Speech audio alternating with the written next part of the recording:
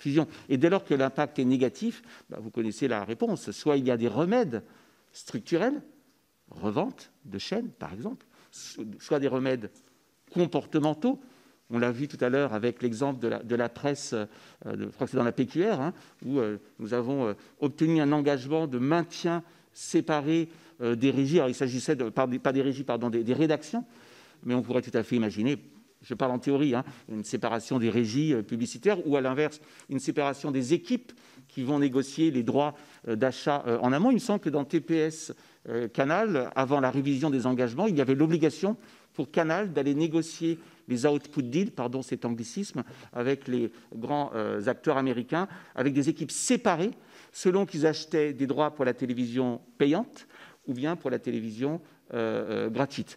Donc voilà, la réponse est très claire. Ou alors la dernière solution, ça s'appelle l'interdiction. Je vous rappelle que l'autorité, pour la première fois cette année, je ne dis pas de bêtises, l'année dernière, oui, 2 fois, à 2 reprises, a fait usage de son pouvoir consistant à interdire. C'est quelque chose qui est tout à fait dans son pouvoir, ce qui n'exclut pas, et ça c'est extrêmement important aussi parce que je trouve que ça montre la bonne séparation des rôles.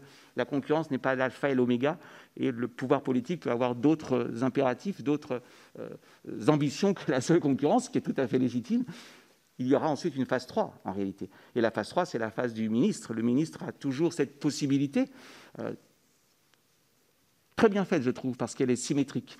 En France, le politique, le ministre de l'économie peut interdire une fusion qui passe sur le plan concurrentiel. Il peut aussi autoriser une fusion qui est interdite. Je vous rappelle qu'il en a fait usage en 2018, si je ne dis pas de bêtises, dans la fusion Cofigeo-William Saurin. Donc voilà, pour répondre très clairement à votre question, impact sur les prix, qualité, diversité, et forcément, si l'impact est significativement négatif, remèdes structurels, comportementaux, voire dans des cas extrêmes, mais qui existent sur le papier, en tout cas pas seulement sur le papier, puisque nous avons eu 2 exemples, des cas extrêmes, l'interdiction.